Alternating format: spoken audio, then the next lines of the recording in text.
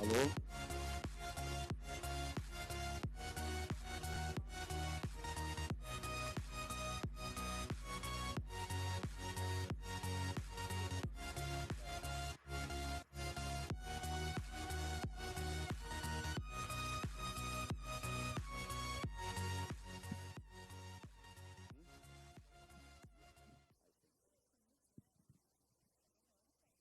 Ele vai te passar o dele, para você, ele vai falar primeiro.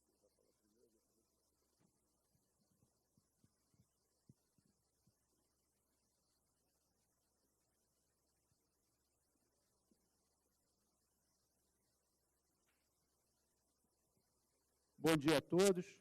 É uma enorme satisfação estar participando desse evento e desse congresso internacional da BPI. Sem dúvida alguma, é o momento mais importante da área de propriedade intelectual no Brasil e o momento de nós estarmos discutindo temas que são os temas sensíveis, temas inovadores e o futuro do que se pode esperar em termos de matéria de propriedade intelectual. O nosso painel hoje trata de uma dessas questões, é uma questão nova, é uma questão que vem gerando muito debate no judiciário e o Brasil passa também a ser protagonista dessa discussão. O Brasil passa a ser um dos foros onde a discussão sobre patentes essenciais e especialmente a execuibilidade e o exercício dos direitos de patentes essenciais passa a ser um dos temas mais relevantes na nossa área e com uma projeção para o futuro, como vocês vão entender ao longo da apresentação. E por que o Brasil se torna um país importante nessa discussão? Essas discussões de patentes essenciais, que são os padrões da indústria, especialmente em área de telecomunicação e informática e TI, são disputas globais. São geralmente discussões entre titulares de patentes, de portfólio de patentes, com implementadores de tecnologia e que ocorre em escala global. Esses litígios, eles normalmente se iniciam nos países centrais, nas economias mais desenvolvidas, mas o Brasil, como um país que vem se desenvolvendo muito nessa área, tem uma atividade industrial e o mercado é substancial nessa área, começa a ver esses litígios também se deslocarem para o nosso país. Especialmente porque o nosso regime de liminares é um regime mais flexível para a concessão de medidas liminares do que outros países que têm um regime mais rígido para a concessão de liminares. Com isso, liminares obtidas em países como o Brasil se tornam uma ferramenta importante na busca de um licenciamento ou na busca de monetização dessas patentes. Então, por isso, hoje, nós vamos debater esse assunto nas suas duas principais facetas. Primeiro, vamos ver, no âmbito internacional, comentários pelo Nicolas Gayet em relação ao desenvolvimento na Alemanha e Europa, e depois vamos ter o prazer de ter também a desembargadora Flávia Romano discutindo um pouco mais a questão no judiciário brasileiro e as possíveis repercussões e desdobramentos. E vamos começar primeiro com o Nicolas, e eu vou fazer uma rápida leitura do currículo dele. Nicolas, eu vou pedir permissão para ler o seu currículo em português e passo, então, depois a palavra para você. O Dr. Nicolas Gayek é Rechtsanwalt, sócio sênior da equipe de litígios de propriedade intelectual da Noer, escritório Noer, na Alemanha, na qual ingressou a partir de 2022, ou 2020, desculpa. Na Noer, o Nicolas atua no contencioso de uma vasta gama de litígios complexos de patentes, particularmente no campo de patentes essenciais. Com grande parte do seu trabalho atual focado no campo da tecnologia de comunicações, ele também tem experiência significativa em vários outros campos de tecnologia, como tecnologia de rede, segurança de rede, tecnologia de virtual overlay ou sistemas de circuito. O conhecimento e a experiência de Nicolas também abrangem campos específicos do direito, como direito da concorrência e proteção de segredos comerciais. Com doutorado SCL no campo do direito de segredo comercial, Nicolas assessora clientes, publica artigos e palestras com frequência sobre todas as questões que envolvem segredos comerciais e proteção das patentes. O Nicolas também é membro do Comitê Permanente de Padrões e Patentes da IPPI, e aí eu lembro a todos que o congresso da IPPI Mundial vai ser em São Francisco daqui a poucas semanas. Quem ainda não teve a oportunidade de se registrar, é o momento. E várias outras organizações de direito de propriedade intelectual, como a Associação Alemã para a Proteção da Propriedade Intelectual, GRUR. Com isso, Nicolas, passo a palavra a você.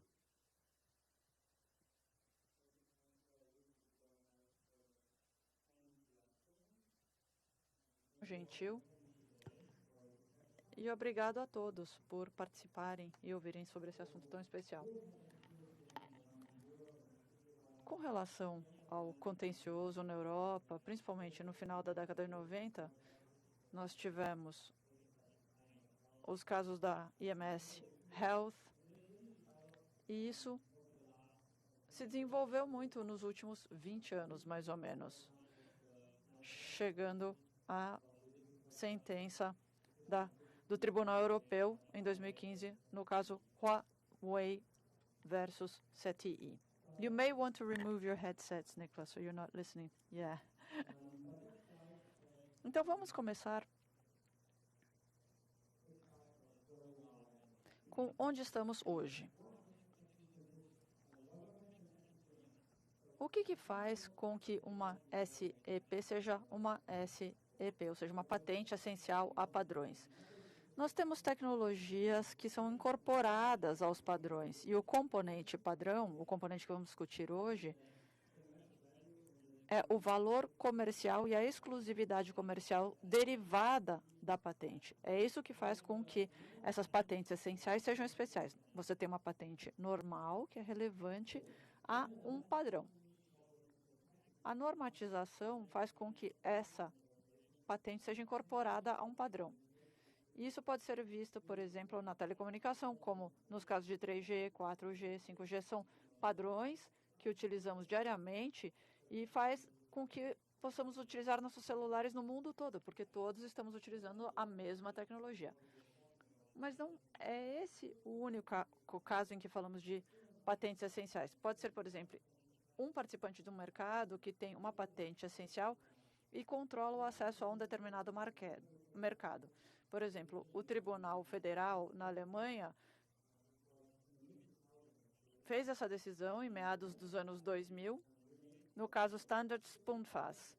Era uma patente de um barril utilizado no setor industrial e todos utilizavam esse produto. Apesar de poderem utilizar outros barris, essa patente específica, essencial a esse barril, constituía um padrão real, que levou à conclusão de que também era relevante para o direito da concorrência. Então, não existe uma forma específica de se chegar a uma patente essencial a um padrão. Normalmente isso é feito por organizações normatizadoras, mas não necessariamente. Se vier de uma organização normatizadora ou qualquer outra cooperação entre empresas que são concorrentes, já estamos entrando no âmbito do direito da concorrência, principalmente no direito da Europa. Isso é regulamentado pelo artigo 101 do Tratado sobre o Funcionamento da União Europeia, que é uma provisão antitrust. Com exceção desse dispositivo antitrust, existe uma exceção para que tais corporações apenas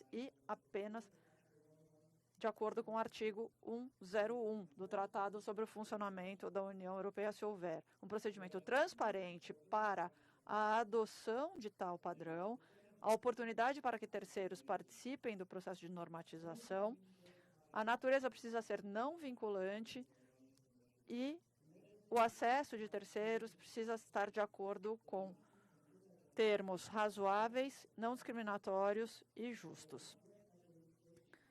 Aqui nós ainda não chegamos no contencioso, ou seja, estamos apenas discutindo como as empresas podem se reunir para criar tal padrão. Então, aqui temos diversos problemas.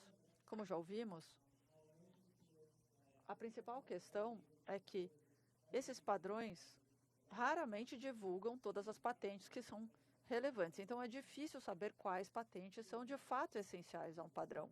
Por exemplo, muitas empresas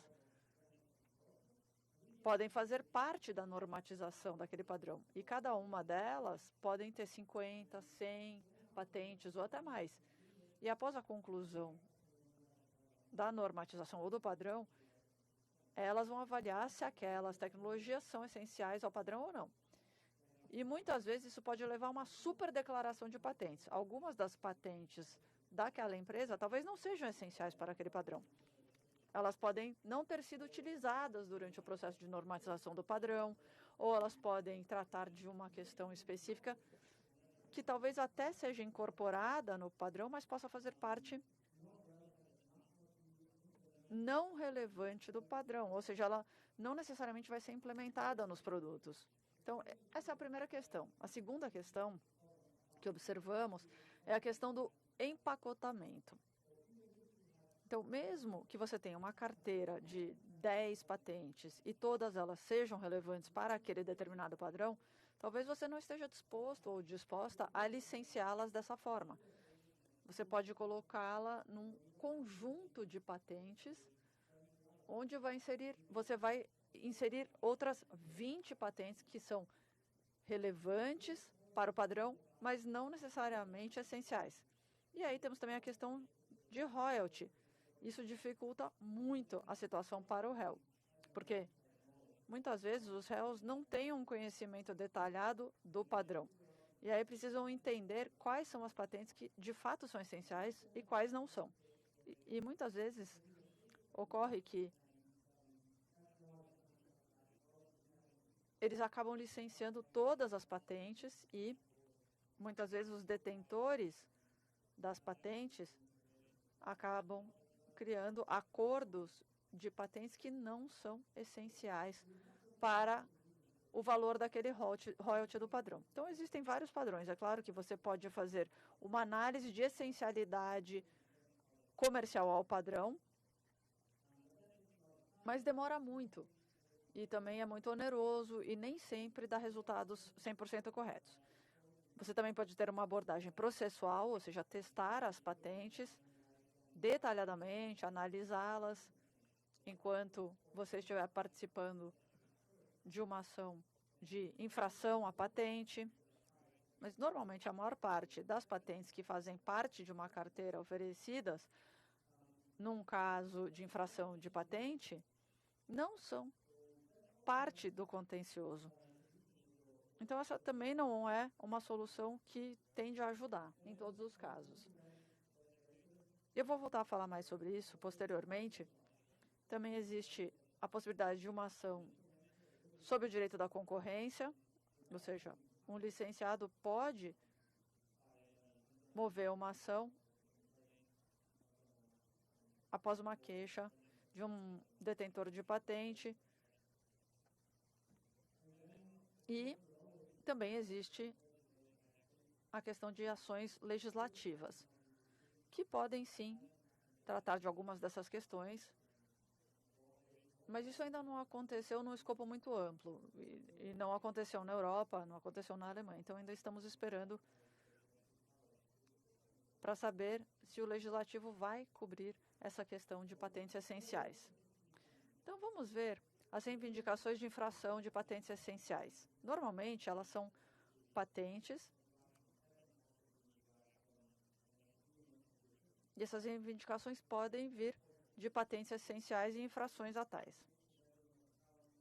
Então, normalmente, nesse caso, existem várias medidas possíveis, como a ordem de cessação, indenizações, prestações de contas, recolhimento e destruição. É claro que isso varia de jurisdição para jurisdição, mas devido à normatização, os tribunais podem assumir que é uma infração de patente com base da compatibilidade básica de um produto. O que isso quer dizer? Normalmente, se você está depositando uma patente dizendo que ela é essencial, você precisa comprovar que ela é essencial. Se a patente for essencial ao padrão, normalmente o produto, por exemplo, um smartphone que é compatível com 5G.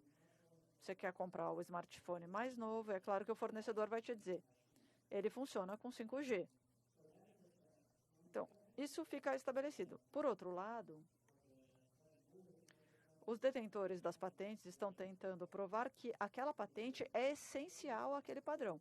Se esses dois critérios forem atendidos, ou seja, o relevante, a patente é essencial ao padrão e o padrão está no produto, os tribunais da Alemanha tendem a dizer, bom, essa patente também precisa fazer parte do produto.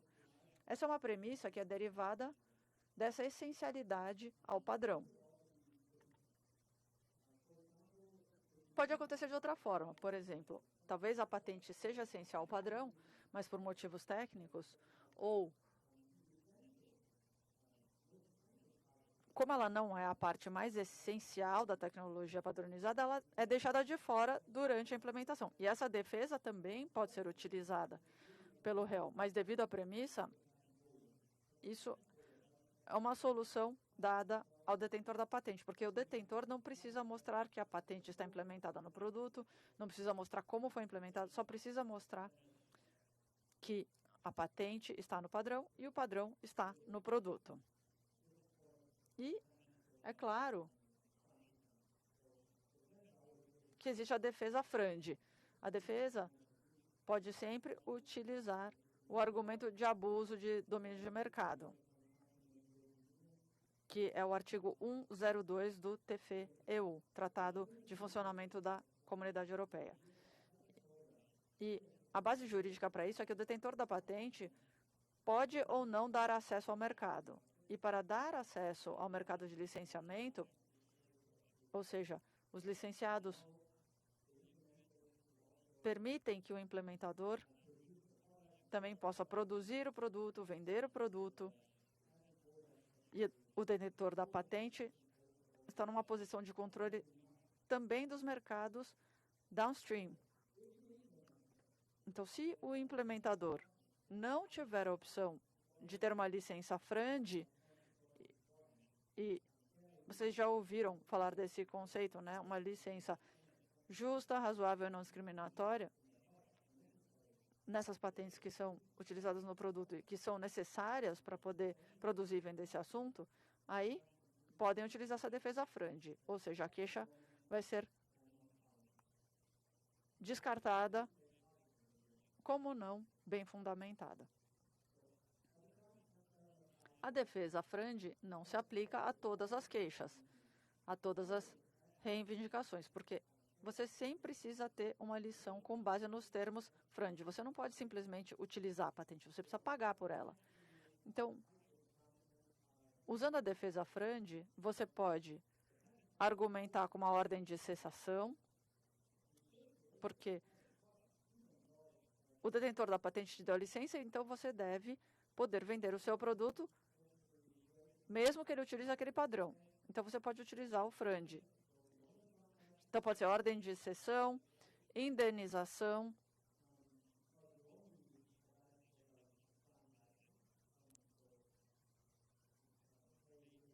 além da taxa frande, ou seja, é uma indenização que vai além do cálculo das taxas dos termos justos, razoáveis e não discriminatórios.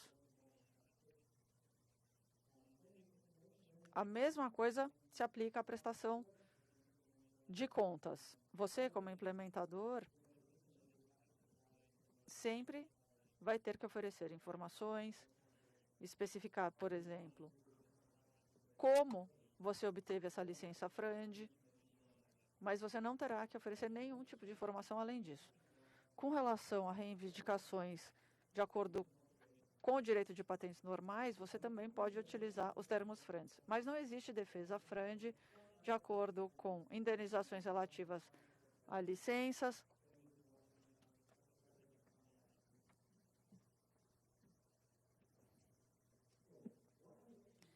e o que é que estamos, então, verificando quando utilizamos essa defesa frande? O que é que o tribunal avalia? Existem alguns passos especificados No caso da Huawei, por exemplo, podem existir pedidos de indenização, e no tribunal da Alemanha teve outro caso que utilizou artigos precedentes. Em termos simples, é um teste de 5 passos, que começa verificando se há uma notificação de violação. De acordo com o direito alemão, uma licença só pode, um acordo sobre licença só pode ser obtido se o implementador tiver falado com o detentor de patente previamente e chegado a um acordo para fazer um acordo posterior. É diferente em casos de patentes essenciais. Em casos de patentes essenciais, é sempre o detentor da patente que precisa notificar a infração ou a violação. Isso faz sentido. Por exemplo, o padrão LTE, que são dezenas de milhares de patentes. Nenhum implementador no mundo, nenhuma empresa de smartphone conhece todas essas patentes, por exemplo. Portanto, faz sentido que o detentor de patente é que tenha que informar quais são as patentes que foram infringidas. Com base nessa notificação de infração, você precisa declarar à sua disposição uma licença FRAND. Talvez você nem saiba qual vai ser a taxa de licenciamento naquele momento, porque você não tem essas informações como implementador. Se você declarar à sua disposição, aí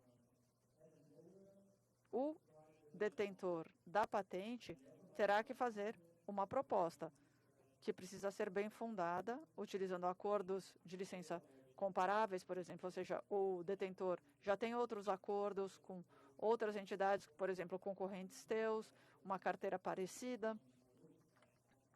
Então, isso é avaliado pelos tribunais alemães para considerar se uma oferta feita para você como implementador é ou não FRAND.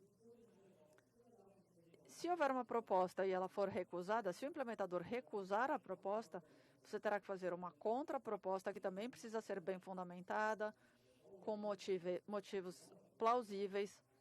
E existem diversos argumentos que podem ser utilizados para fundamentar a sua reivindicação. Cálculos de cima para baixo, por exemplo.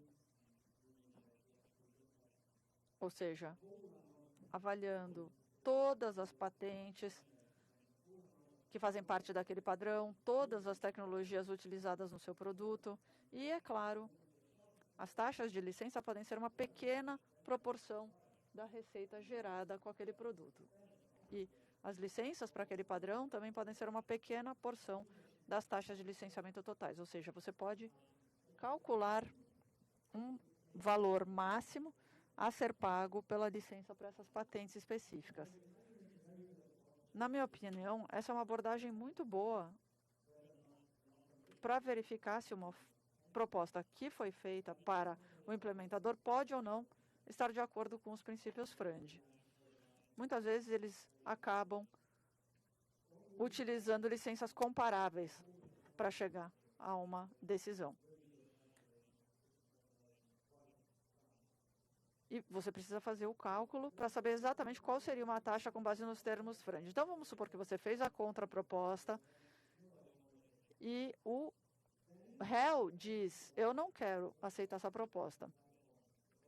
Aí você precisa oferecer uma caução, que vai ser o valor das taxas de licença que você teria que pagar de acordo com o contrato, porque você já usou o padrão, tá certo? Até agora você usou o padrão.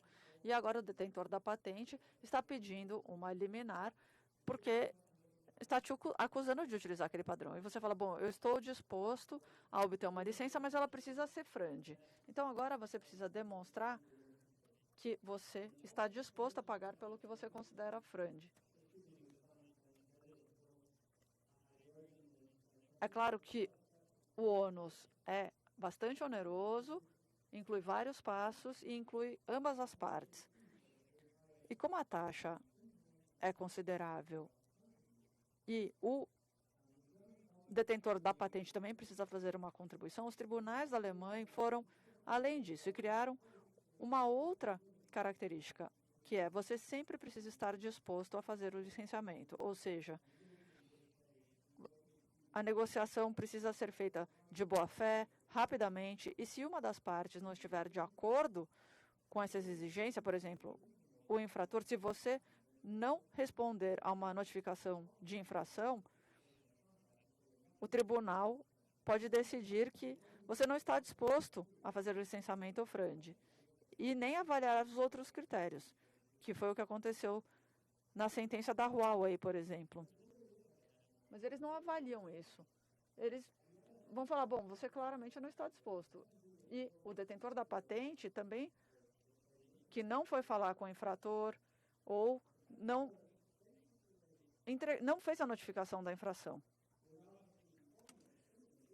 Sem informar da infração, dando tempo de vocês negociarem, pode-se considerar que eles não estão dispostos, e poderia ser até o caso de que você tenha concedido o FRAND sem o tribunal verificar todas as exigências.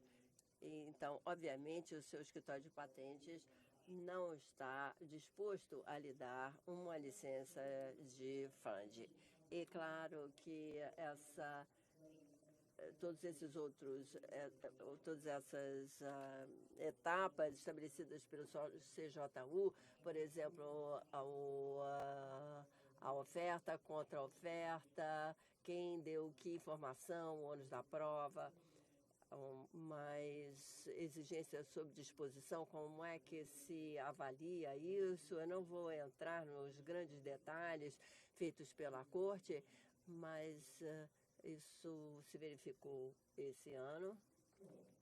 Então, a lista continua indefinidamente. É claro que, como réu, você não tem só o FRAND, você pode levantar contra-argumentação, uma liminar ou uma exigência do detentor de patente, fazendo um processo com base em FRAND, mas temos uma pergunta de que talvez vocês tenham ouvido falar sobre o caso da Nokia Daimler, que foi feita uma sentença que foi levada à Corte de Justiça Europeia para responder a perguntas fundamentais sobre licenciamento da cadeia de valor. Por exemplo, se eu, como uma pessoa de implementação, tenho o produto de uma outra empresa que está infringindo a patente, será que eu posso depender na dependência daquela outra empresa querer tomar uma licença, ou eu tenho que me licenciar? Essa é uma das perguntas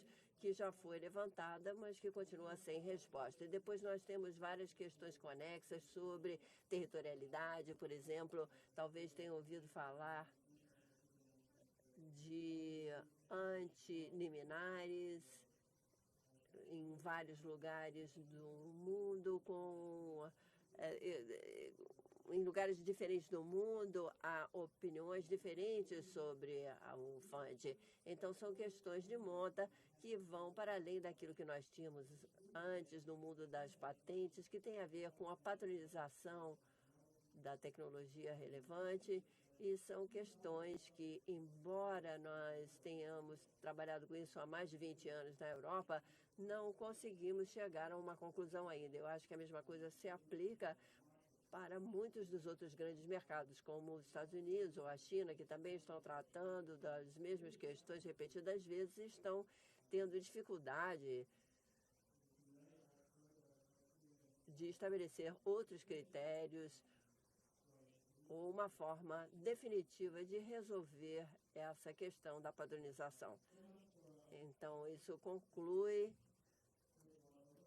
essa parte da panorâmica, e eu gostaria muito de ouvir sobre o que vem acontecendo aqui no Brasil. Muito obrigada.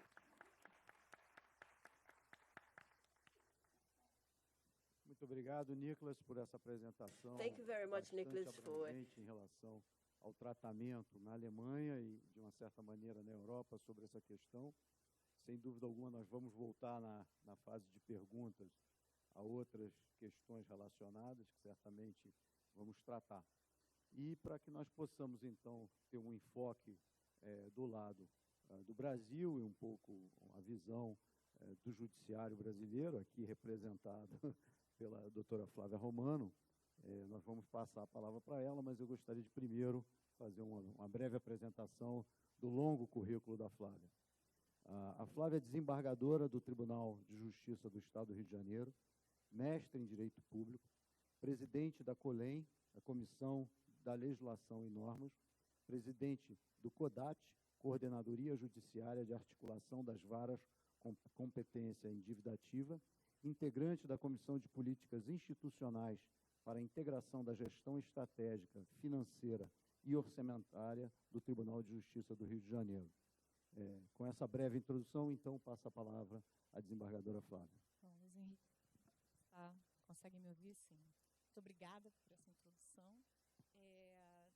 Bom dia a todas e a todos. Eu não sei se eu falo de pé ou se eu falo sentada. Depende, né? Se eu conseguir enxergar. Eu acho que eu vou conseguir. Bom, se eu não conseguir, eu tenho uma cola aqui. Eu gostaria de agradecer o convite da BPI. São tantas caras conhecidas, tantos amigos que eu estou vendo aqui e pude conversar lá fora, então eu tenho medo de cometer alguma indelicadeza. Vou agradecer ao meu querido amigo Gabriel Leonardi, presidente da BPI, o convite.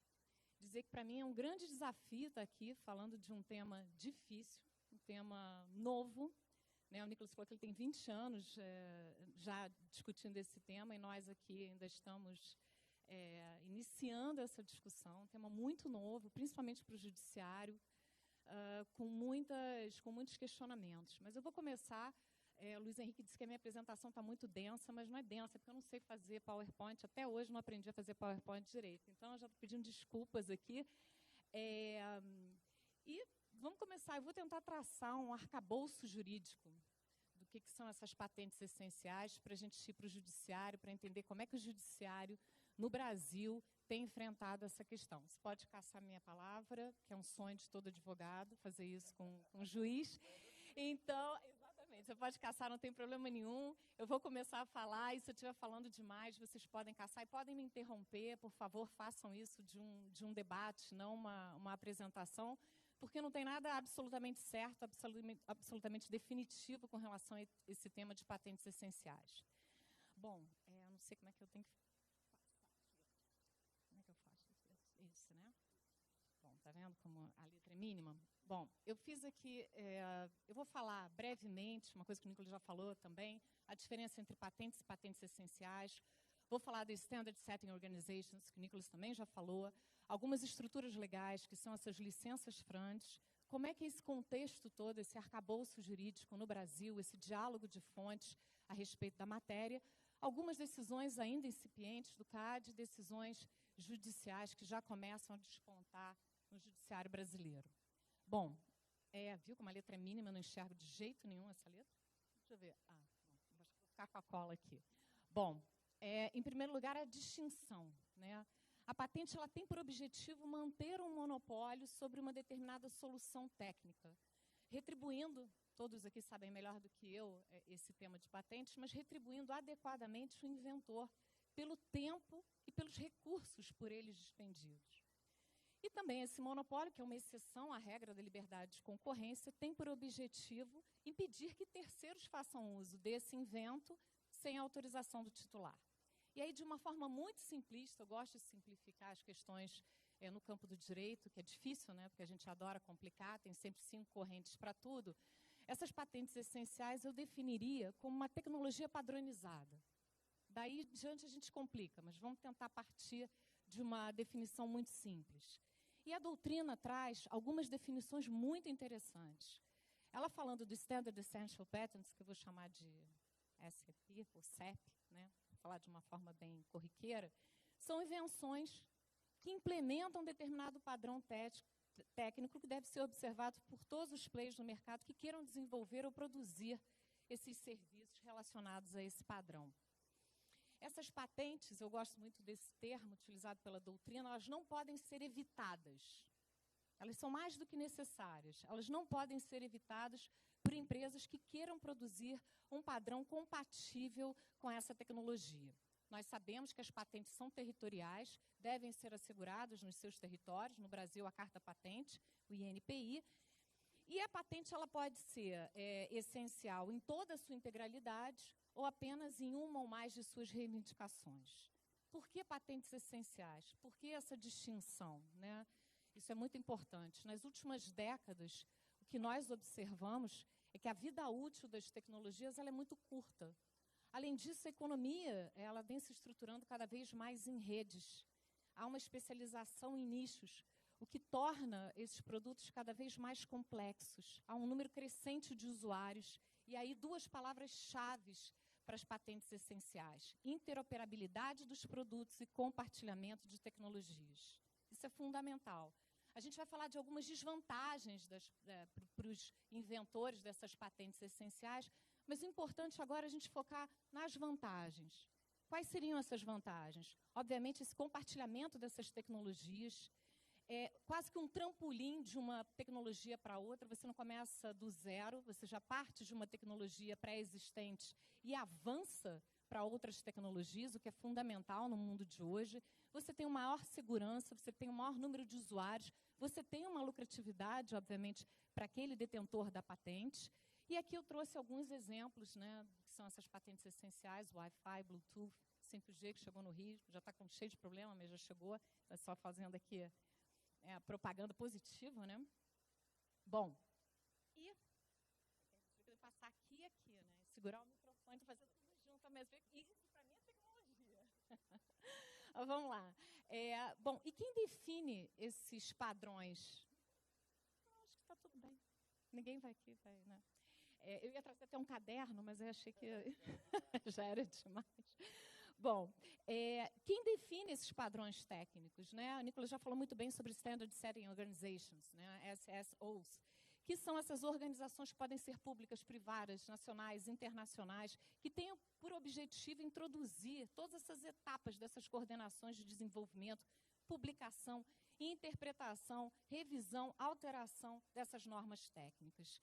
A European Commission fala uma questão interessante em que o titular dessa patente, ele obviamente sofre restrições no direito dele de propriedade intelectual, mas ele também, obviamente, obtém vantagens, né? Tem que ser um ganha-ganha.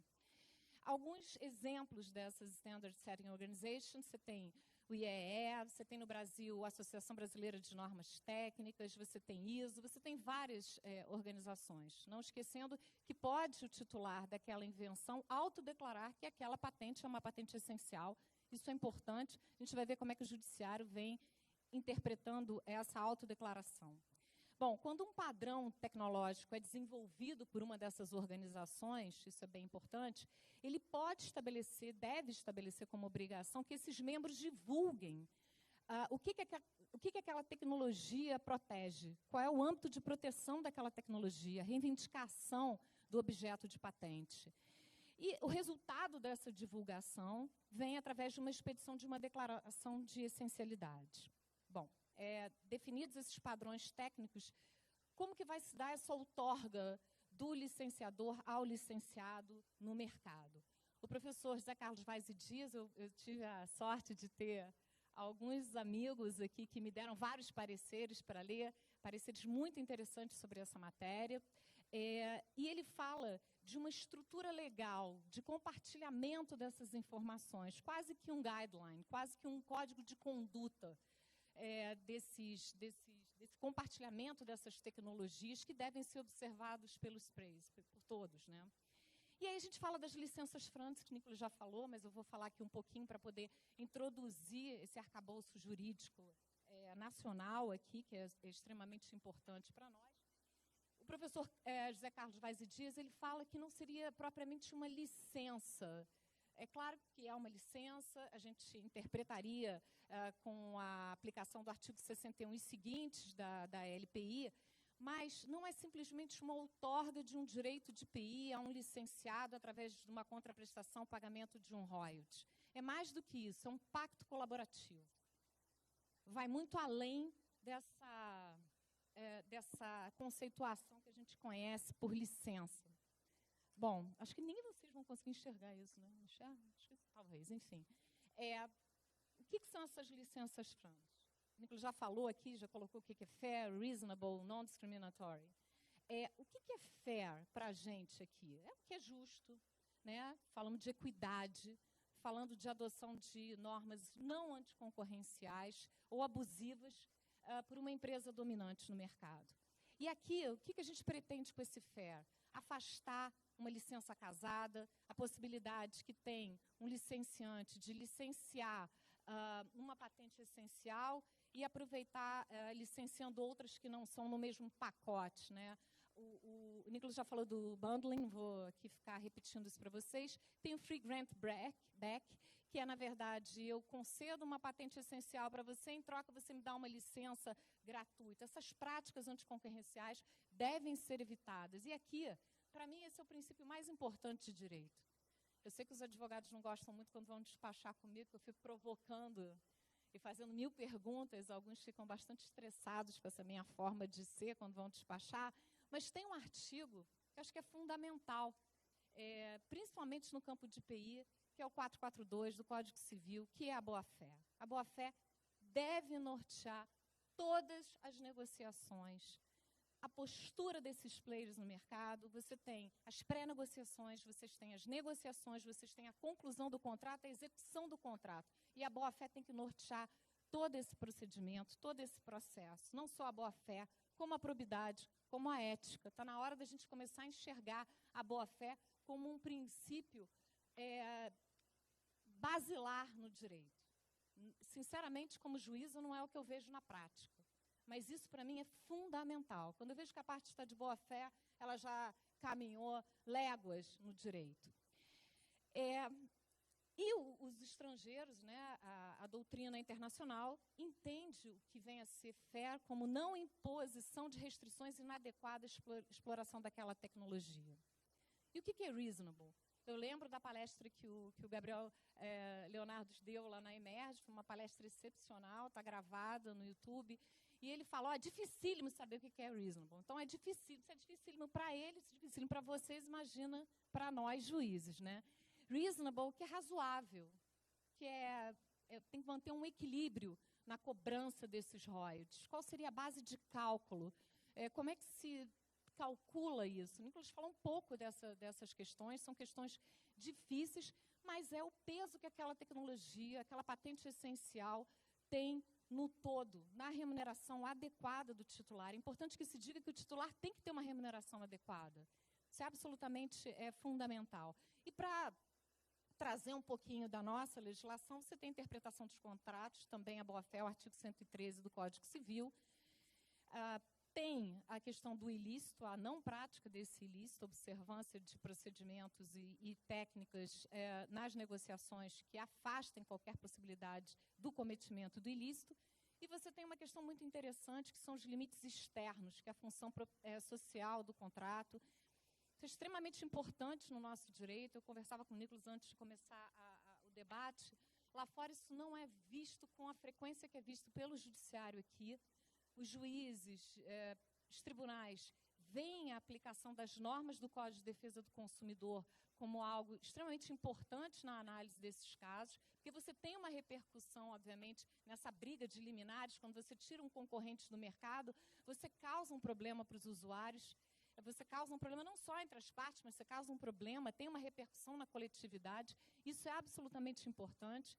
Tem um parecer da professora Heloísa Carpena, que saiu publicado na revista da BPI, sobre essas questões, e é um parecer que deve ser lido por todos. É fundamental o entendimento de qual a repercussão para os usuários no mercado de consumo quando se tem uma guerra de liminares.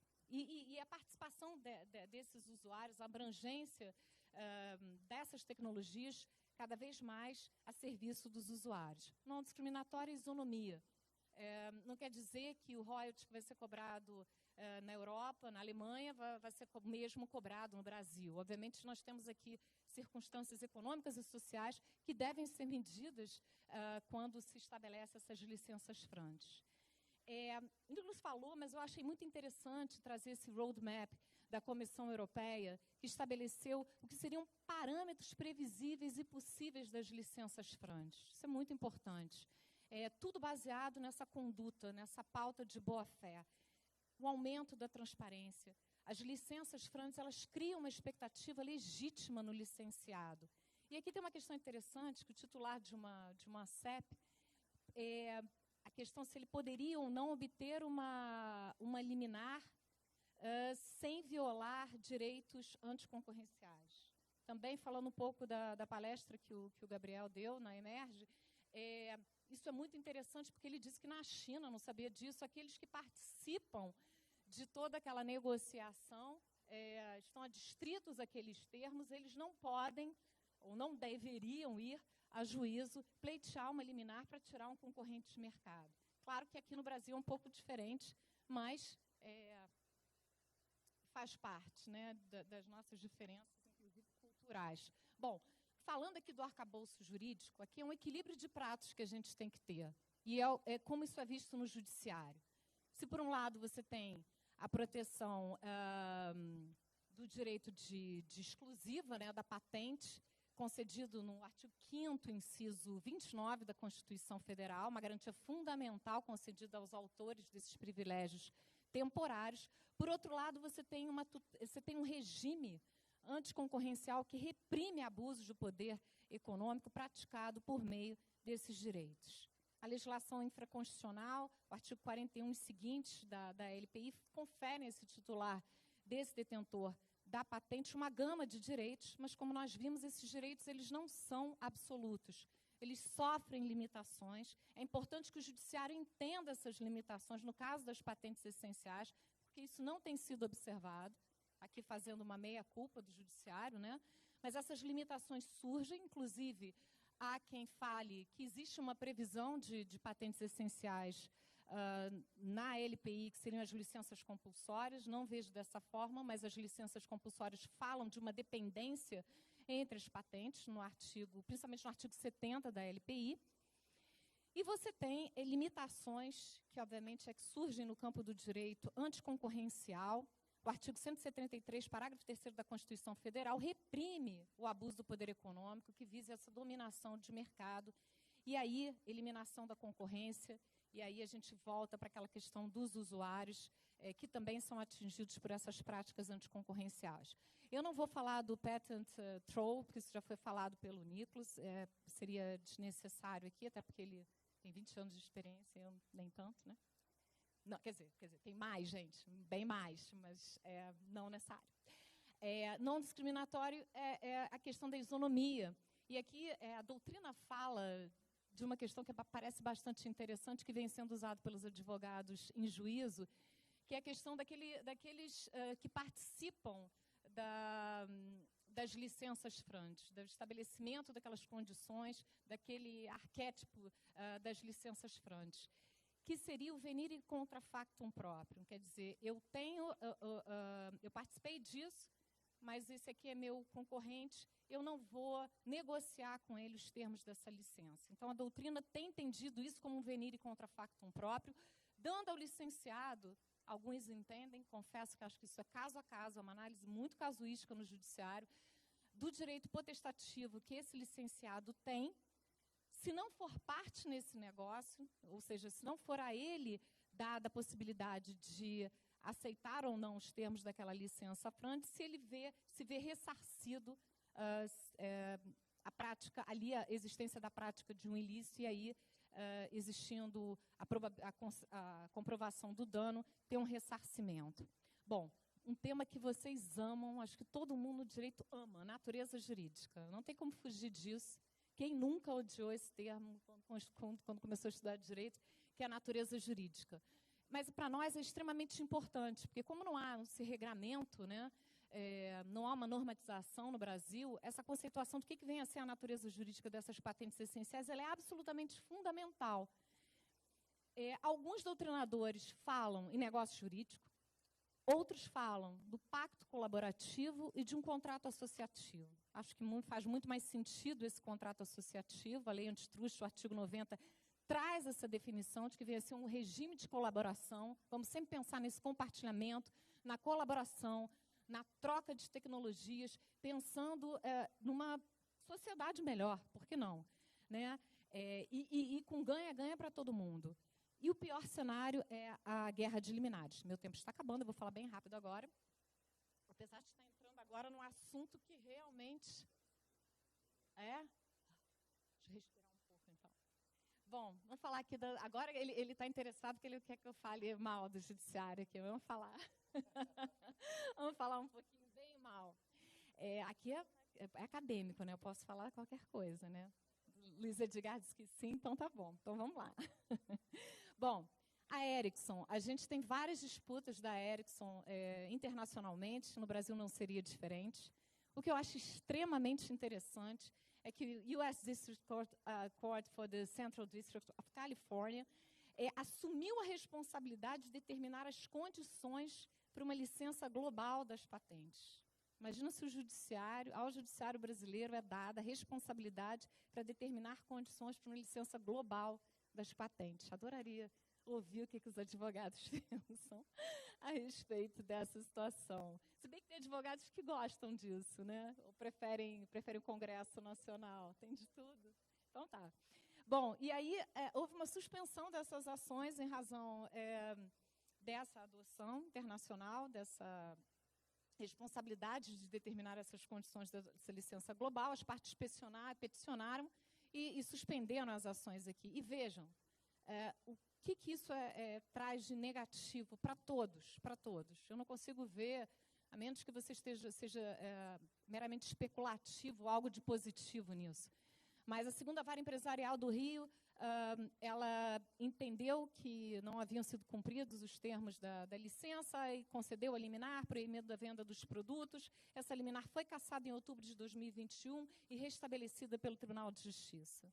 Quer dizer, é uma briga que só causa insegurança, que só traz problemas e ninguém ganha com isso, a não ser aqueles que fazem essa especulação. Bom, eu trouxe aqui algumas decisões que eu acho interessantes do CAD, apesar do CAD ter arquivado o que foi levado para ele em termos de procedimento antitrust, mas que é interessante porque não vincula, obviamente, o judiciário, mas traz uma perspectiva importante para os juízes. Né? Quando se fala de abuso, de dominação de mercado, de cobrança excessiva de royalties, de litígio de má-fé, de negociação coercitiva, o CAD olhou e disse, bom, calma, nesse caso da Ericsson, existe uma negociação com o licenciado dessa licença frante que se arrasta por tempo demasiado. Tendo agido o licenciado de má-fé ao protelar essas negociações, a conclusão dessas negociações num prazo razoável. Então, não basta só olharmos o lado do licenciante, daquele que tem os direitos de negociar uma licença frante em termos padronizados, em termos já estabelecidos, mas mais do que isso, é necessário que o licenciado responda também num prazo razoável. Ele não pode ficar ad eternum aguardando essa resposta. E outra coisa, nesse caso aqui, a chinesa não provou que os royalties da Ericsson eram abusivos e não se enquadravam nos termos da licença frante. Então, vai ser caso a caso, vai ser uma análise difícil. Em São Paulo já existe a especialização. No Rio, as câmaras serão, eu creio, especializadas já a partir do ano que vem. Isso ainda não está definido, mas é o que o presidente Henrique deseja. E tem um lado muito favorável, que é a questão de uma uniformização dessa jurisprudência, de entendimentos. Há juízes que realmente não conhecem a matéria. Eu brincava lá fora dizendo que há juízes que não conhecem, não sabem a diferença entre marcas e patentes, quiçá uma patente essencial. Essa é a pura verdade, não vamos fugir disso. Nós temos que lidar, no segundo grau, com casos dificílimos de família, empresarial, cível, todos os temas, exceto crime, que a gente vê no plantão judiciário. Então, vejam as dificuldades também para o juiz. Eu me lembro que uma vez, julgando um caso na 17ª, eu componho a 17ª Câmara Civil, um advogado foi fazer sustentação da tribuna e falou, bom, vossas excelências entendem, conhecem que vacas cometem suicídio. Eu olhei para o Wagner, que é desembargador, eu falei, Wagner, isso aí eu não sei não, vaca, eu não entendo absolutamente nada de vaca. Ele, não, eu também não. Eu falei, bom, então Vamos começar a entender daqui. Então, assim, o juiz ele não entende de tudo, ele não tem essa obrigação, infelizmente, de conhecer de todos os temas. Então, por favor, eu sei que às vezes alguns reclamam, o juiz não gosta de despachar, o juiz não atende advogado. Eu acho fundamental ouvir o advogado, fundamental, fundamental. Em todos os cenários. Eu costumo fazer muita audiência de família, porque eu acho que é o tema mais difícil que existe, é a família, as discussões no judiciário. Então, assim, tentem fazer sustentações orais quando possível, explicar esses temas para os juízes que não estão familiarizados com o tema. Bom, aqui alguns trechos de algumas decisões judiciais, algumas em segredo de justiça, não sei por que tem segredo de justiça, se a patente é pública, não consigo entender, deve ter alguma razão aqui que os advogados entendem melhor do que eu, mas existem muitas decisões ainda em segredo de justiça, eu vou passar rapidamente. Aqui uma decisão da 13ª Vara Federal, da juíza Márcia Nunes, falando que a concessão da patente não sofre qualquer limitação, não deve sofrer qualquer limitação pelo INPI, e uma vez reconhecida e declarada a essencialidade de uma patente, o INPI não precisa fazer essa anotação, essa averbação da essencialidade da patente. Bom, outra decisão aqui da 5ª Vara Empresarial, do Tribunal de Justiça do Rio de Janeiro. E aqui é muito importante, porque é assim que os juízes vêm analisando essa matéria da patente essencial. O inventor, ele tem uma carta patente, ele possui os direitos reconhecidamente pelo INPI, patente é territorial, em vigor. Ele traz o autor um laudo provando que há uma infração daquela patente no mercado por um terceiro, e a liminar é concedida para impedir a venda e a distribuição daqueles produtos no mercado, né? Os juízes vêm entendendo que, diante de todo esse cenário, você tem fumus boniuris, periculo in mora, e concedem a liminar. Muitas vezes sem ouvir outra parte. Então, é dessa forma que os juízes vêm entendendo. E eu confesso que a primeira vez que eu me vi numa situação de patente essencial, não chegou à minha Câmara, mas conversando com outros colegas de outras câmaras, esse desembargador me disse, Flávia, você entende alguma coisa de patente? Eu estou aqui com um pedido de liminar que ele prova que ele tem a patente, ele prova que tem infração no mercado, e aí eu falei, tem que dar liminar. Não é bem assim. A gente está vendo que não é bem assim. É uma análise casuística. Talvez tenha que ser o caso de conceder, sim, uma liminar, mas talvez não. E a patente essencial mostra essa diferença. Bom, eu não estou passando para vocês, eu estou passando aqui, não está bom. Aqui. Faz parte. Bom, e olha que interessante nesse caso. Aqui a juíza já diz, a ré alegou que a empresa autora não cumpria com as suas obrigações chifrantes. No entanto, após a análise dos autos, decidiu-se que não houve a demonstração da violação das obrigações chifrantes por parte do titular da patente. Então, tem que ser visto caso a caso, né?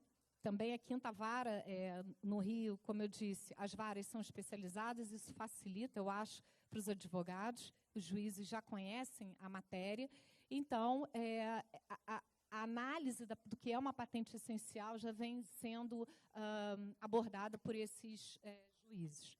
Bom, já me encaminhando para o final, o que eu acho interessante, eu trouxe aqui uma decisão do Fernando, que é um juiz que eu gosto muito, da 7ª Vara Empresarial do Rio de Janeiro. Ele fala do artigo 209 da LPI, em que o juiz pode determinar a sustação da violação do ato que enseje esse dano irreparável de difícil reparação. Em 24 horas, ele tira os produtos de mercado, estabelece uma multa, né, se houver a venda desses produtos no mercado. Mas aqui o que eu acho mais interessante é o seguinte, quando essa empresa distribuiu as ações, distribuiu várias ações no Foro do Rio de Janeiro, ela fez uma distinção. Por que essas patentes eram essenciais e por que ela distribuiu várias ações? E a distinção era só uma. Em alguns casos, ela tinha essa autodeclaração do SSO. Em outras, ela autodeclarava que aquela patente era essencial e, por isso, ela fez uma distribuição que não numa única vara, não para só um juiz, mas ações diferentes. Os juízes vêm pautando essa análise da liminar com base em pareceres de professores universitários, de técnicos, de engenheiros, bastando, para tanto, que aquele engenheiro, muitas vezes engenheiros renomados, pessoas que conhecem muito o tema, digam, olha, de fato, esse terceiro comete uma infração a essa patente essencial. E o juiz vem pautando a concessão ou não da liminar com base nisso. Aqui eu trouxe um de São Paulo, não vou falar bem, preciso falar bem. Preciso falar bem do Tribunal de Justiça de São Paulo? Não necessariamente, mas não necessariamente. Mas claro que... Não falo do Rio. Então, eu vou falar mal dos dois, pronto. Já que é para falar mal dos dois. Bom, aqui um agravo de instrumento, o Tribunal de Justiça de São Paulo. O desembargador entendeu, olha, vigente uma patente, apresentadas evidências de seu potencial violação, não é possível deixar de reprimir a prática imediatamente identificada como violadora da propriedade industrial. Não é bem assim. Estamos vendo que a questão é um pouco mais delicada, merece uma análise detida do juiz antes de conceder essa liminar. Bom, no Rio também, não falar mal só de São Paulo, falar mal do Rio também, não da desembargadora, claro que é minha amiga, querida amiga, entende de patente, mas, novamente, entendendo que existe um direito, uma carta patente, comprovada a violação, é concedida a liminar. Bom, agora o último slide, para não cansá-los, eu sei que estão todos cansados. Essa ação não está em segredo de justiça, por isso eu trouxe aqui um pouquinho dessa decisão. Tem uma desembargadora que já está se familiarizando no Rio, é uma desembargadora notável, a desembargadora Margarete, da 18ª, então eu fiz questão de trazer aqui a decisão dela. Essa ação é uma ação pelo procedimento comum, com pedido de tutela sem oitiva da parte contrária, inibitória, para proibir terceiros de vender esses produtos no mercado. E aqui a patente essencial, ela torna mais eficiente, menos custosa, a instalação e manutenção de sistemas de telecomunicação entre celas de estação. Então, se você sai de uma localidade para outra, você não tem uma queda abrupta na sua comunicação, né? O seu smartphone, o seu celular funciona de maneira equânime, vamos dizer assim. Aí o autor prova que são 5 concorrentes que já usam essa tecnologia, junta vários pareceres de renomados professores e diz que tentou negociar uma licença franca, não conseguiu, não obteve sucesso. A contestação, posso falar mal? A contestação? 85 páginas de contestação, pelo amor de Deus, doutores. Ninguém lê, gente. Como assim 85 páginas? Porque tem índice na contestação. Pelo amor de Deus. Olha só, eu sei que o tema é difícil, sei que o tema é controvertido, mas ninguém merece 85 páginas de uma contestação.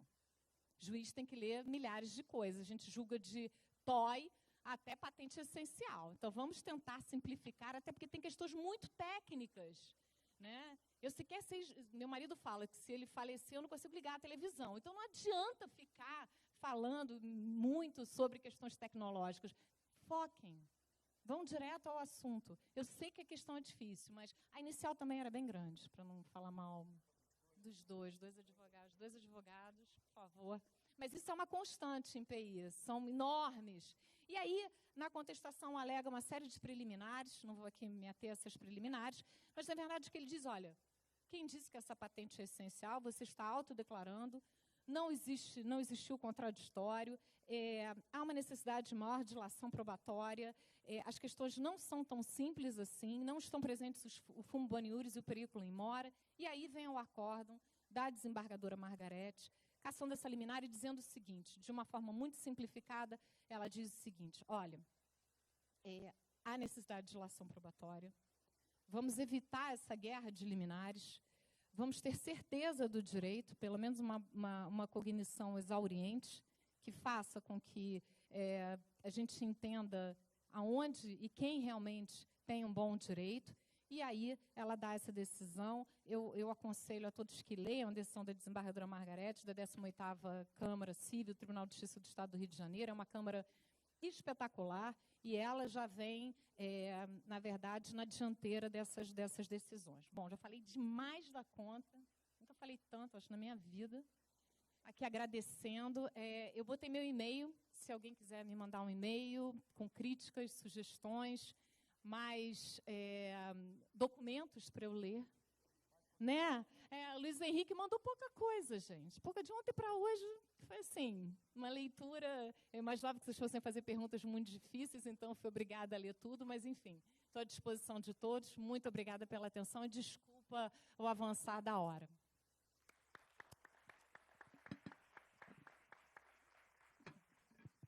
Muito obrigado, doutora Flávia. Sem dúvida alguma, primeiro, a sua capacidade de, em tão pouco tempo, se debruçar e se aprofundar sobre esse assunto tão complexo é surpreendente e como assim um exemplo brilhante do nosso judiciário, do judiciário brasileiro, que, sem dúvida alguma, tem cabeças espetaculares e que eu espero que, na evolução jurisprudencial desse tema, consiga entrar no eixo da discussão de uma maneira mais saber a diferença entre marcas e patentes. Pelo menos a diferença entre marcas e patentes, que às vezes é difícil. E sobre essa questão das petições muito longas, eu me lembro que nós estávamos aqui, nós tínhamos um caso muito difícil para rever uma decisão do INPI, e a gente então adotou a estratégia de fazer uma inicial de 300 páginas. E o escritório, nossos colegas que estão até aqui, responderam com 400 páginas. Aí, quando chegamos na conciliação, o juiz falou, olha só, eu não vou ler isso. Vocês vão sair daqui com um acordo. Ninguém levanta daqui antes da gente ter um acordo. E saiu o acordo. Está vendo? Saiu mas eu gosto quando vocês dizem, não, mas assessor lê. Não lê. Gente, 300... Guilherme, lê. Não lê, né? Fala para mim. A gente lê 300 páginas. Não tem condição, gente. É desumano. Mas... Entendeu? Às vezes pelo menos saiu o acordo. Bom, muito obrigado. Eu que agradeço. Excelente apresentação, brilhante apresentação dos dois. E nós vamos entrar, então, na fase das perguntas. Eu queria franquear perguntas ao auditório aqui. E já temos ali o Gabriel. E para o pessoal online, entrando no chat, eu consigo acessar aqui as perguntas. Muito obrigado. Recebi instruções de fazer a pergunta em português, porque está havendo a tradução. Parabéns, desembargadora Flávia, muito obrigado pelo trabalho de ter vindo até aqui conversar conosco. Eu vou fazer uma pergunta para o Nicolas, até porque assim não comprometo a desembargadora Flávia em decisões futuras, né? Suspeito. Tem pedida de julgar. A minha pergunta, Nicolas, é sobre o ônus da prova, né? Para os tradutores, burden of proof, ou Beweislast. Como é que você vê na Alemanha, na Europa, o ônus da prova em relação aos termos da licença serem frand? Porque a gente viu, a desembargadora Flávia mostrou, uma decisão do CAD em que ali se mencionava que o licenciado não comprovou que os termos oferecidos não eram razoáveis. Faz sentido deixar o ônus da prova para o licenciado? Como é que você vê a questão do não discriminatório? O dono da patente teria o ônus de mostrar outras licenças já concedidas para comprovar que não era não discriminatório? Se você puder desenvolver essas questões, muito obrigado.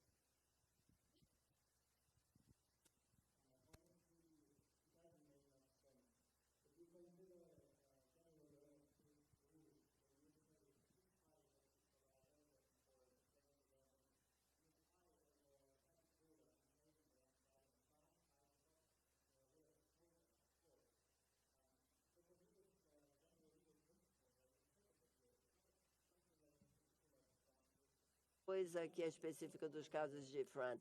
E uma outra coisa que também tem que se provar por parte do implementador, que está na pior posição aqui, porque ele não conhece a patente, ele não conhece o ambiente todo e toda a norma, e o detentor da patente também, que adquiriu a patente que veio de uma carteira que foi criada com relação àquela norma. Então, deveria ser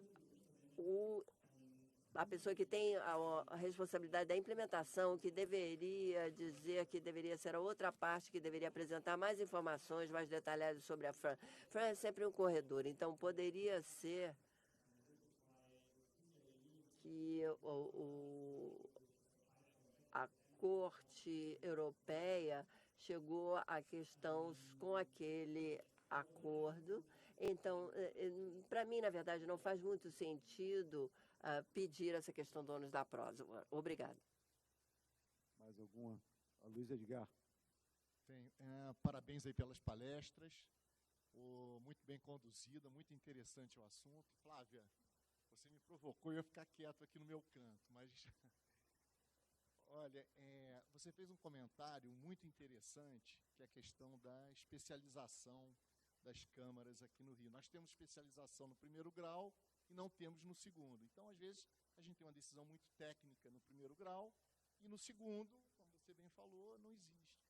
Hoje, no tribunal, eu sei que o desembargador Henrique está com essa ideia, com esse planejamento, mas de concreto, existe alguma coisa que vai acontecer ainda na gestão dele ou possivelmente não ocorra? E se ocorrer, qual seria o critério de escolha de quem vai para essa Câmara especializada? E eu vou tomar até aqui a licença, pedir para o nosso presidente Gabriel Leonardo, para que o BPI já oficialize logo uma indicação nossa para o seu nome para compor essa Câmara especializada. Né? Isso é porque ele é meu amigo. Ontem a gente falava sobre isso e ela, não, esse eu não quero. Eu falei, mas pelo menos é menos distribuição. Páginas, todo a distribuição dia. é menor.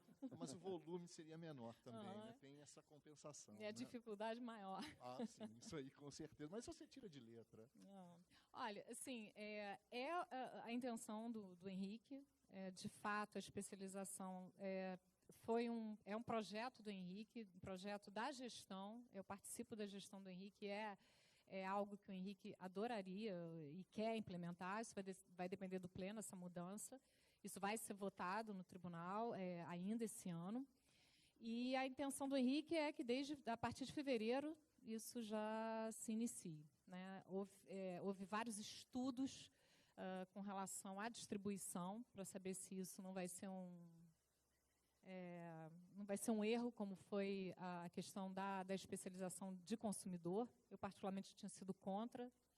O volume de consumidor é 60%, não se justificou a especialização. Acho que agora se justifica.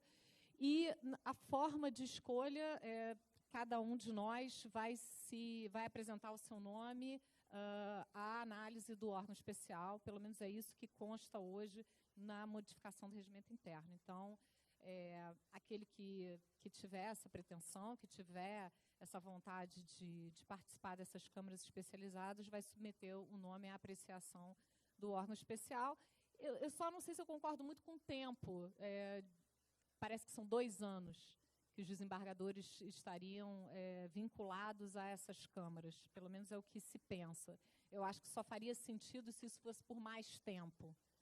Mas, de qualquer forma, essas questões vão ser discutidas. Sabe como é que são os desembargadores? Adoram discutir. Então, há quem entenda que essa especialização não é um bom caminho. Existe realmente quem entenda isso. Mas, como eu faço parte da administração, eu aí estou pelo desembargador Henrique, mas acho que seria interessante se a BPI fizesse essas indicações também, por que não? Acho que isso seria também levado em consideração. Não é só a PI, né?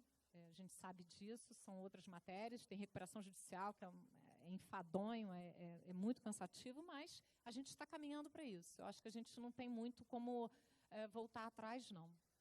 Porque eu tive a oportunidade de conversar com o desembargador Henrique sobre esse assunto específico, e ele comentando, não é que isso fosse uma decisão, ele comentando que a ideia inicial seria escolher os integrantes por antiguidade.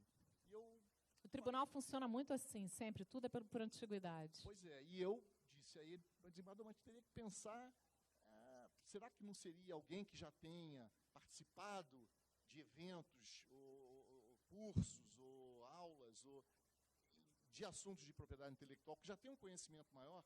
E aí, a reboque disso, eu cito a questão aquele caso do Supremo Tribunal Federal, do parágrafo 1 do artigo 40, onde 2 votos dos ministros Fux e Barroso foram votos muito bem fundamentados, e são os 2 ministros que sempre participaram dos congressos da BPI, não só como palestrantes, como ouvintes e tal, conhecem um pouco mais o ambiente, o assunto e tal. Então, acho que alguma especialização, conhecimento do tema, seria de fundamental importância. Então, acho que mas também eles vão entrar e vão começar a se especializar rapidamente no tema também. Acho que não tem que ser uma preocupação. Mas eu acho que se houver algum tipo de várias pessoas se candidatando, várias pessoas colocando seus nomes, possivelmente a antiguidade pode ser um parâmetro, sim.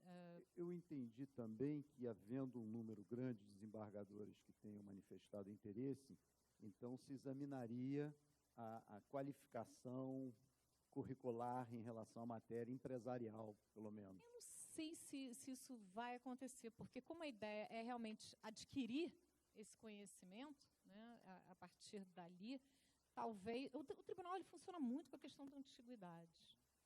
Mas isso é um pleito que pode ser... eu acho que caberia a BPI, outros... fazerem, para que isso seja levado em consideração. Né? Recomendamos, então, ao nosso presidente Gabriel que procure encaminhar um ofício ao desembargador-presidente, manifestando a importância de alguma qualificação em relação à matéria.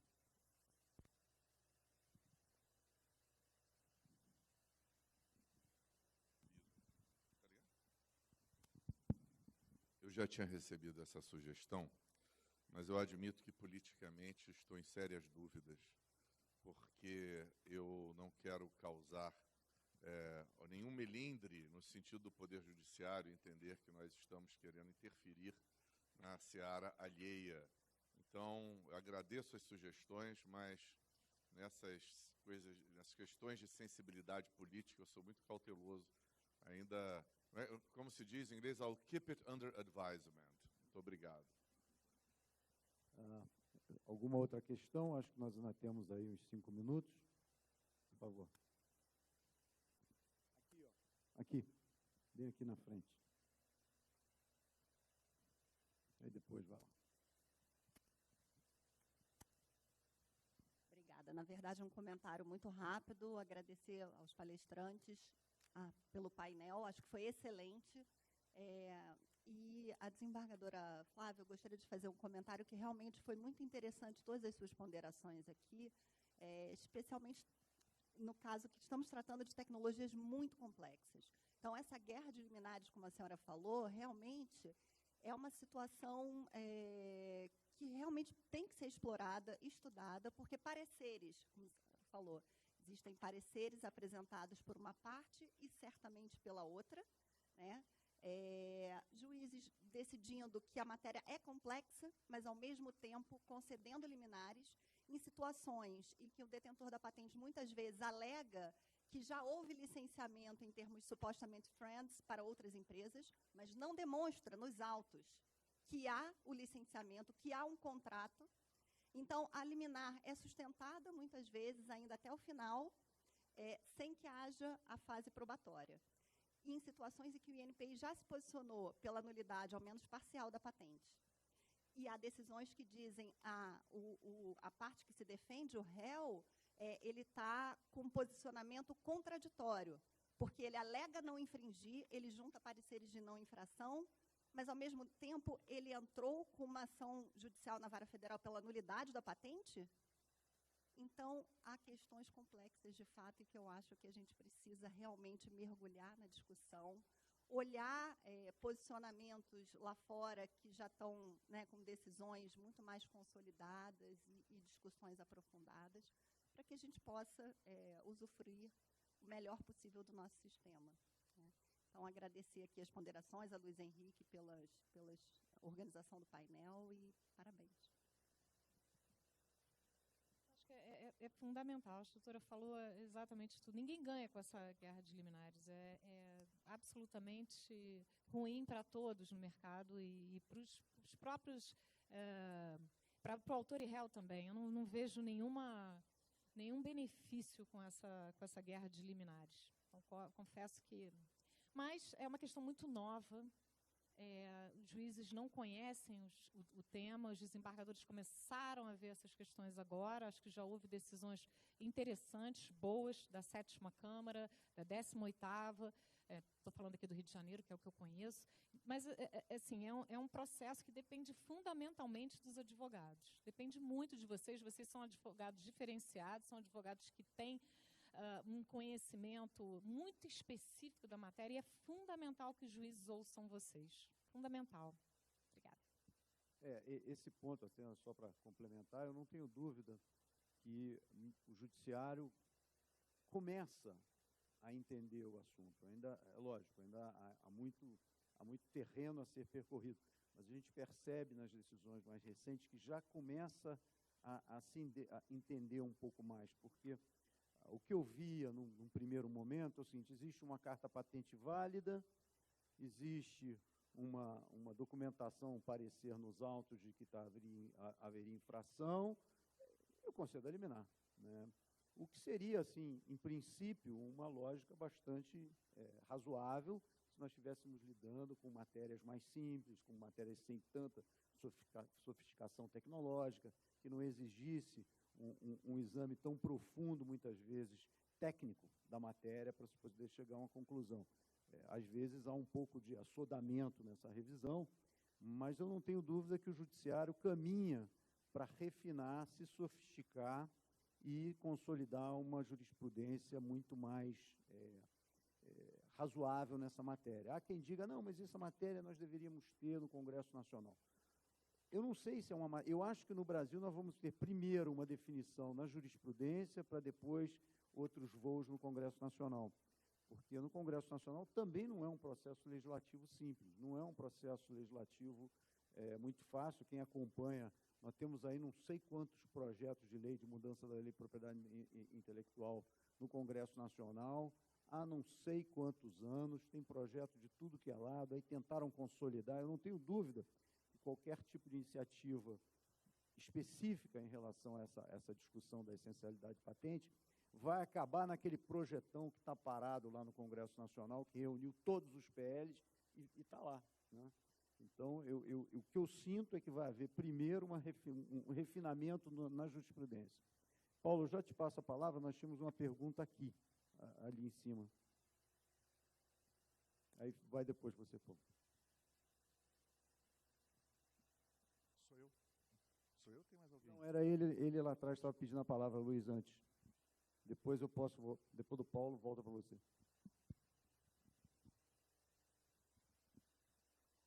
Mais uma vez, parabéns à apresentação, tema de extrema relevância. Me preocupa um pouco alguns aspectos que foram colocados.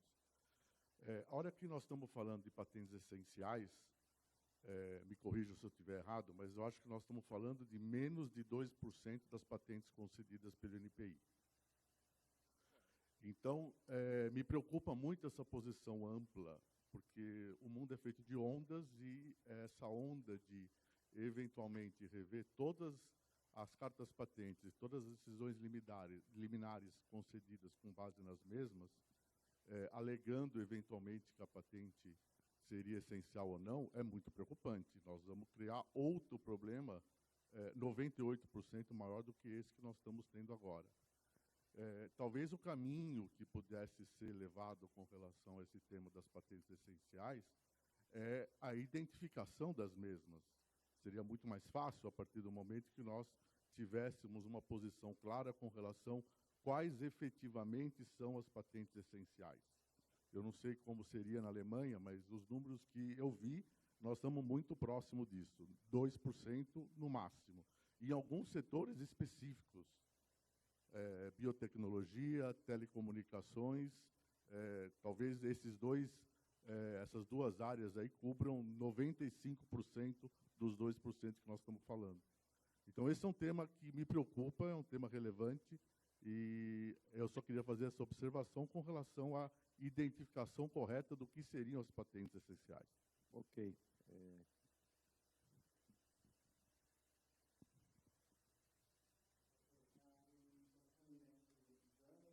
Com relação à Alemanha, sim, é uma proporção pequena de todas as patentes concedidas. Não vemos tanto na biotecnologia, mas muito na área de tecnologias, principalmente telecomunicações. Com relação à pergunta, se devemos ter um sistema que mostra quais são as patentes que são essenciais aos padrões e se devemos ter organizações normatizadoras e elas é que deveriam declarar quais patentes são essenciais, eu acho que é uma sugestão válida, mas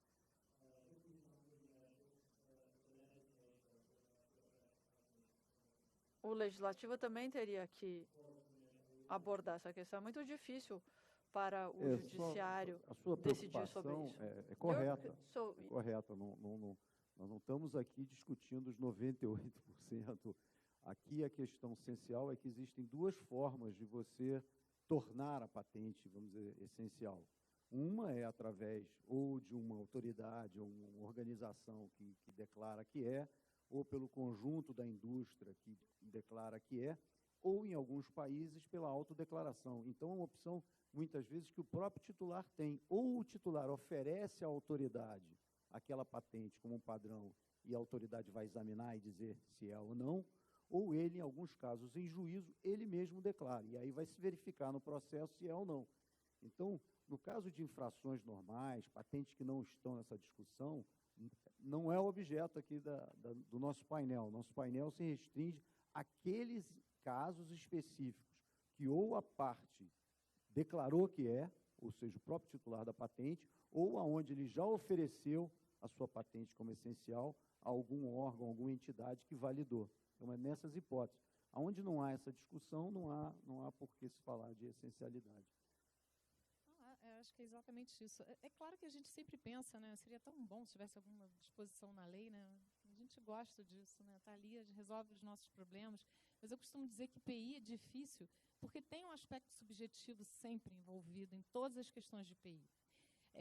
Seja na marcas, às vezes você tem lá um registro no INPI concedendo aquele registro de marca, e aí vai ver como é que a concorrência desleal, o que o juiz está decidindo. Cada juiz decide de um jeito porque a forma como aquilo é colocado e sentido pelo juiz. O ministro Fux fala, né, que a sentença vem de sensação, vem de sentimento, e não deixa de ser. PI envolve muito essa sensibilidade do juiz. Aí você fala, juiz não tem sensibilidade. Tem, gente, tem. Alguns mais, outros menos, mas tem. Mas a verdade é que envolve esse aspecto. E no caso da patente essencial, seria ótimo se tivesse alguma regulamentação, mas, de qualquer forma, os princípios jurídicos, esse diálogo das fontes, a licença compulsória, a legislação antitruste, elas já trazem para nós os aspectos fundamentais para se julgar um conflito de interesse. Então, acho que é isso. Vamos ter aqui, Paulo, a Érica já me disse que o tempo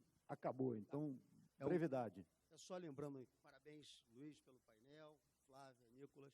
Só lembrando um instituto importante, já que você falou das 300 páginas, 400 páginas, e que fechou num acordo, e para nós evitarmos também levar tudo ao judiciário e essa judicialização, lembrar do instituto que a BPI defende bastante também, que é da mediação.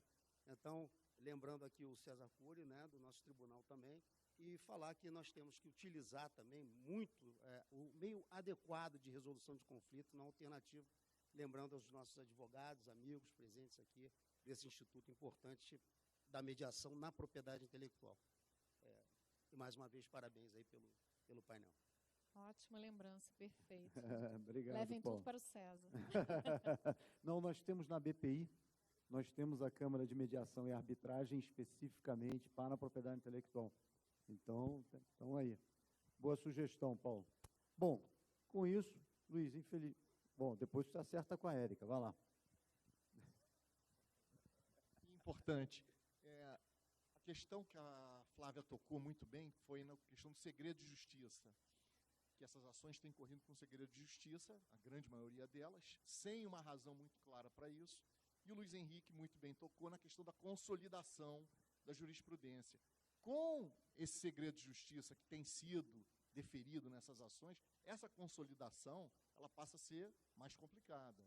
Então, Isso é uma coisa a ser repensada e talvez a gente procurar, de alguma forma, quebrar essa questão do segredo de justiça que tem sido deferido. E aí, a reboque disso, eu ia fazer uma última pergunta a você. Como é que isso funciona na Alemanha? O segredo de justiça nessas ações, ele costuma ser implementado, decretado? E desculpe aqui passar o tempo. Muito obrigada por essa excelente pergunta. Na verdade, é uma questão importantíssima. Quando falamos dos contenciosos de patente na Alemanha, as partes podem trocar os acordos de não divulgação, os NDAs, por exemplo, feitos pelo detentor de patente com outros licenciados com respeito àquela patente. Nós também temos uma lei de segredo comercial relativamente nova na Alemanha, que tem uma cláusula que incorpora isso dentro dos processos de contenciosos de patente. Então, também temos nós temos sempre dois briefs, um que seria técnico, que temos uma argumentação de não infração, em que o réu levanta a questão sobre os processos, temos também ação de nulidade em paralelo, e depois temos um brief de front, que começa com um dispositivo em que nós todos dizemos aquilo que nós consideramos confidencial e os tribunais têm que tratar aquilo como confidencial. Isso, o público não tem conhecimento sobre isso, seria um arquivo separado. Nós temos também audiências em que nós tratamos dessas questões e não há nenhuma argumentação do réu ou do detentor de patente. Quer dizer, eles resolvem não divulgar determinados aspectos. Chegamos ao fim, podíamos ficar aqui muito mais discutindo esse tema, mas sem dúvida alguma, eu acho que conseguimos cobrir aí uma gama de assuntos e de aspectos relacionados às patentes essenciais. Queria agradecer muito ao Nicolas por vir da Alemanha para nos brindar aqui com a palestra. Mais uma vez, Flávia, foi um prazer. Veio do Rio, lá da praia. Obrigado, muito obrigado por ter vindo, pela dedicação ao estudo da matéria. Sem dúvida alguma, eu peço uma salva de palmas aos nossos palestrantes.